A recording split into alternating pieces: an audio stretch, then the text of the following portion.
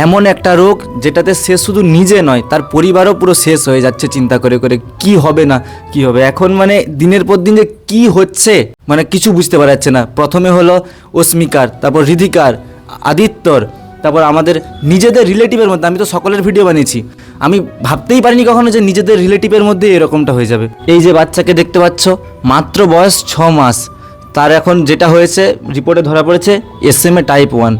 মানে যেটার ভ্যাকসিনের জন্য তোমরা শুনেছো যে কত টাকা, সেই 16 কোটি টাকা দাম ছিল, সেটা এখন 9 কোটি টাকা হয়েছে।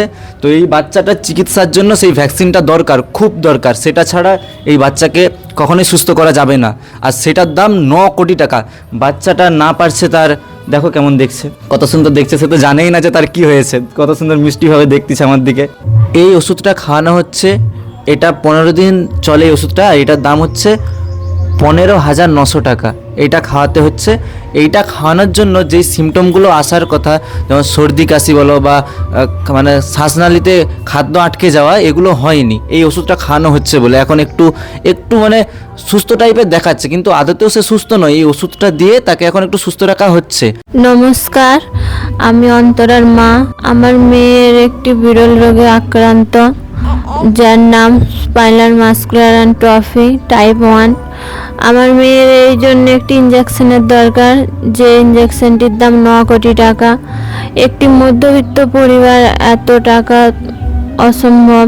তাই সমস্ত দাদা ভাইদের আমার হাত জোড়ো করে একটাই অনুরোধ, যে আমার মেয়ের পাশে থেকো, সহযোগিতার হাত বাড়িয়ে দাও, যাতে আমার মেয়ে একটা নতুন জীবন ফিরে পায়। কখন বুঝতে পারলে যে এটা হয়েছে? কত বয়স থেকে? 3 মাস বয়স থেকে বুঝতে পারা যায়। কিভাবে বুঝছো? 3 মাসের বাচ্চারা তো হাত পা তুলে উপর দিকে খেলে, ঘাড় এদিক এদিক করে, কিছুই করতে পারতো না। যেমন শুয়ে করে রাখি ওরকমই শুয়ে থাকে, উঠাতেও পারেনি, বসতেও পারেনি।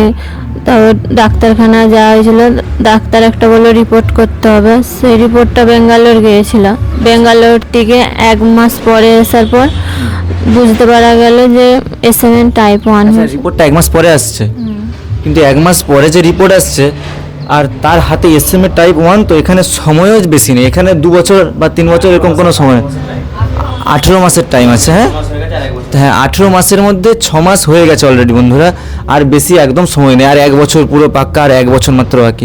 দয়া করে বারবার রিকোয়েস্ট করছি বন্ধুরা, যতটা যার পক্ষে বেশি দেওয়া সম্ভব ততটাই বেশি দিয়ে সাহায্য করো। আমি QR কোডটা স্ক্রিনেও দিচ্ছি, প্লাস কমেন্ট বক্সেও দিয়ে যাচ্ছি, আর এখানে আমি একটা ফোন নাম্বার দিয়ে রাখতেছি। এই ফোন নাম্বারে যোগাযোগ করে তোমরা আসতে পারো।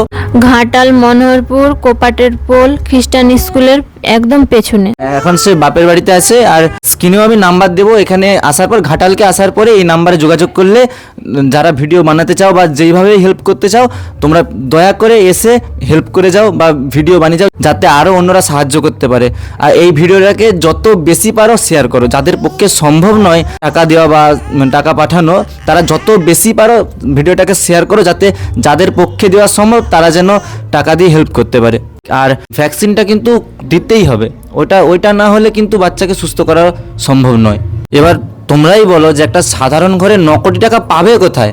জমি জায়গা, ঘর সম্পত্তি সব কিছু বিক্রি করে দিলেও 9 কোটি টাকা সম্ভব নয়। বলো এবার কি করবে? হতাশা হয়ে চারদিক ছুটছে, এর কাছে হেল্প চাইছে, সেখানে হেল্প চাইছে, চারদিক ছুটছে। অনেকে ভিডিও বানিয়েছে, তো এখন কি করবে বন্ধুরা তোমরাই বলো। তোমাদের শুধু একটু সাহায্য পাওয়ার জন্য আমরা এই ভিডিওটা বানাচ্ছি। দয়া করে বন্ধুরা, দয়া করে বারবার বলছি, যে যতটা বেশি পারবে, যার পক্ষে যতটা বেশি দেওয়া সম্ভব, সে ততটাই বেশি দিয়ে সাহায্য করো। ছোট বাচ্চাটার মুখের দিকে একবার তাকিয়ে দেখো, তার অসহায় মা। তার দাদার এখন এক্সাম চলছে না? হ্যাঁ, একদম। তার দাদার এখন এক্সাম চলছে, কোথায় আছে? বম্বে। হ্যাঁ, তার দাদা এখন মুম্বাইয়ে আছে। তার এখন এক্সাম চলছে, সে আসতে পারেনি। তো এই মা, অসহায় মা, সকলের কাছে ছুটে বেড়াচ্ছে। বন্ধুরা প্লিজ দয়া করে তোমাদেরকে বারবার হাত জোড়ো করে রিকোয়েস্ট করছি, যার যতটা বেশি দেওয়া সম্ভব হয় সে ততটাই বেশি দিয়ে সাহায্য করে।